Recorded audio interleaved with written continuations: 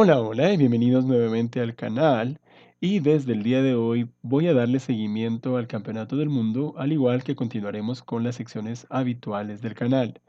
Y la primera partida fue bastante interesante, para nada aburrida, sobre todo porque se pudo ver la gran preparación de ambos, en este caso principalmente de Magnus Carlsen, que sorprendió con una jugada en la cual sacrifica peón desde la apertura por darle mayor dinamismo y desarrollo a sus piezas y también por quedar con la pareja de alfiles, algo que vamos a ver desde este momento. Al retador le voy a decir Nepo, para abreviar Neponienchi, un apellido un poquito difícil de pronunciar, y Nepo empezó con E4, ante lo cual Carlsen respondió E5, y se jugó la apertura española. La apertura española tiene varias líneas importantes. Una de ellas es caballo F6, la jugada con la cual Kramnik le ganó a Kasparov hace ya muchos años en el Campeonato del Mundo con la famosísima berlinesa, pero en este caso Carlsen jugó A6 entrando en una de las líneas clásicas más conocidas de la apertura española. Alfil A4, caballo F6, y en este caso Nepo jugó en roque corto, ante lo cual se jugó alfil e7, entrando en una de las líneas más importantes, y Nepo jugó torre 1. Para los principiantes voy a decir principalmente algunas cosas, como que en este caso el peón está defendido, entonces se está amenazando alfil por caballo para que este peón caiga. Por esa razón, lo más habitual aquí es jugar b5, alfil b3, y este es el punto realmente interesante de la partida. Porque después del enroque, dependiendo de lo que las blancas hagan, las negras tomarán una decisión. Principalmente porque aquí se puede entrar en el famoso ataque Marshall, siempre y cuando las blancas jueguen C3. Si las blancas juegan C3, las negras podrán jugar D5, entrando en el famoso gambito Marshall, que es bastante agudo y que requiere de mucha precisión para defenderse, porque las negras van a quedar con un desarrollo muy superior. Pero en este caso Nepo, precisamente evadiendo el Marshall, jugó H3, y esta es la sorpresa que traía Magnus Carlsen, que obviamente es una preparación de muchísimo tiempo y por eso en este caso Nepo tuvo que lidiar con este tema desde el principio de la partida y esforzarse mucho para encontrar las jugadas adecuadas. La jugada fue caballo A5. Entonces pensaríamos que pues es muy obvio tomar N5 y por qué sacrificar en una fase tan temprana un peón. Pero eso tiene un sentido. Este alfil, que se le llama el alfil español, se le considera una pieza extremadamente fuerte en esta apertura y entonces se va a deshacer del alfil, las negras van a quedar con la pareja de alfiles y esa va a ser más que suficiente compensación por el peón que se pierde. Evidentemente aquí Nepo tiene que capturar porque si no simplemente capturaría el alfil y luego podría ser una jugada como de 6, ganando la batalla estratégica por esta pieza sin tener que sacrificar nada. Entonces Nepo tiene que aceptar la captura y vino caballo por b3, a por b3 y alfil b7. Y esta es la compensación de la cual hablamos, porque en ese momento ya se está tocando el peón d4 y las blancas deben ser muy cuidadosas de cómo van a jugar de aquí en adelante para no quedar mal, porque vemos que el desarrollo, al igual que en el ataque Marshall, empieza a ser muy superior y en cambio las piezas del flanco dama, incluso la dama también, está sin desarrollo, es decir, es como si las negras hubieran jugado primero. Entonces las blancas defienden el peón con D3 y vino D5, es decir, Carlsen está decidido a lanzarse a un ataque ganando la iniciativa muy pronto. Hay que tomar, indudablemente, dama por D5 y vino la jugada dama F3 para cambiar, porque obviamente también se está amenazando mate en G2 y tratando de obligar a las negras a cambiar porque el alfil está suelto, es decir, la dama no se puede retirar a cualquier parte. Vino alfil D6 y entonces es aquí donde empiezan los trucos tácticos y Nepo realiza una jugada muy, muy fina, que fue la jugada rey F1. Pero, ¿qué hubiese pasado si hubiese jugado otra cosa completamente diferente creyendo que la posición era una posición normal? Obviamente estos jugadores de este nivel no van a cometer ese tipo de errores.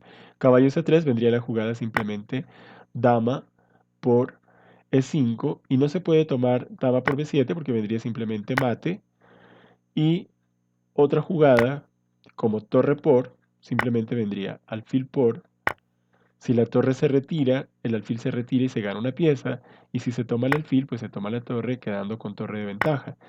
Entonces es un truco táctico elemental y ante ello, por eso, Nepo juega rey F1, una jugada muy fina. Vino torre F8, otra jugada que plantea la misma amenaza porque ahora el alfil va a quedar defendido. Es decir, otra vez, si se juega caballo C3, entonces vendría dama por, si viene dama por, aquí simplemente torre por y otra vez torre por y alfil por torre, quedando nuevamente con una torre de ventaja. Por lo tanto, entonces, después de la jugada torre FB8, defendiendo el alfil, en ese momento Nepo se decide a cambiar y las piezas del negro empiezan a evolucionar hacia mejores casillas. En ese momento ya se está amenazando caballo B4, tocando el peón de C2, y por eso no se puede jugar de cualquier manera. Otra vez, una jugada como caballo C3, tratando de ir a E4, tendría el problema de caballo B4 tocando el punto C2, y prácticamente la única jugada sería torre E2 y habría problemas. Habría muchos problemas con los cuales lidiar en esta posición.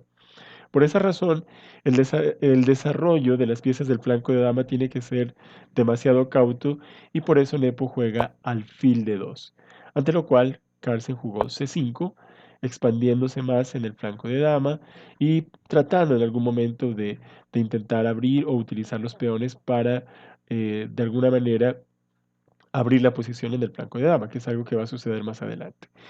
Entonces, en ese caso, Nepo, dándose cuenta también de que el caballo podría quedar comprometido en la columna más adelante con una jugada como torre 8, se regresa tratando de evitar algunos de estos planes y vino entonces torre de 8.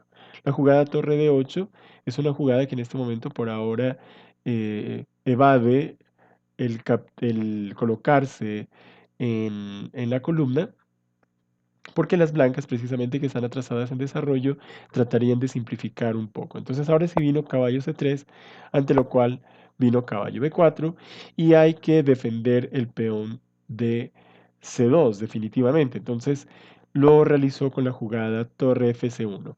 La razón es para mantener la presión que ejerce esta torre sobre el peón de A, lo cual inmoviliza un tanto este alfil y la torre de A8. Aquí se podría pensar en capturar en F3, destruyendo o dañando, digamos, la estructura del flanco de rey, algo que va a suceder un poco más adelante. Primero vino torre a C8, caballo E2. Este es un juego de maniobras. Las blancas intentan ahora cambiar algunas piezas precisamente para que la ventaja se sienta, la ventaja del peón que llevan las blancas, lo van a realizar simplificando el material. Por esa razón, entonces, Carlsen empieza a maniobrar también para poder seguir dinamizando su posición y mantener la compensación por el peón que lleva de menos. Viene la jugada alfil E3, caballo E7 y alfil F4. Entonces, en este momento es cuando Carlsen se da cuenta, bueno, se da cuenta no, pues en el gran nivel que él tiene y él con sus análisis, que es el momento de capturar en F3 y viene la jugada, vienen los cambios y ahora sí torre C6. Esta es una jugada muy útil, tiene varios propósitos. El primero, defender el peón, pero también poder pasar la torre por esta fila generando algún tipo de ataque. Vino torre 1, caballo F5, se está amenazando entrar en D4, también se está amenazando ir a H4 tocando el peón de F3 y la verdad ya es un tanto difícil la posición para las blancas. Se jugó C3 precisamente para impedir la llegada del caballo a D4, entonces se jugó caballo H4 tocando en F3 y de aquí en adelante prácticamente las blancas están jugando las únicas.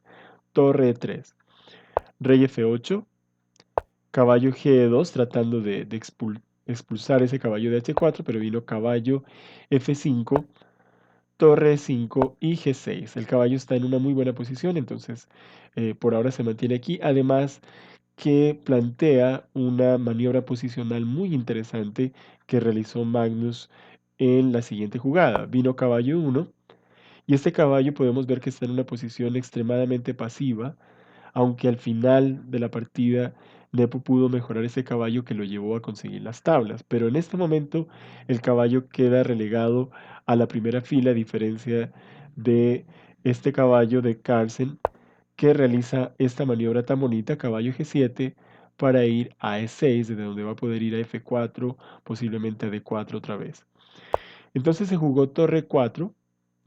La idea de torre 4 es poder realizar la jugada B4 y si se cambia, poder jugar luego D4 sin mayores dificultades. Pero entonces en este caso se jugó F5 precisamente para que no pueda realizar la jugada B4, torre 3 y caballo E6.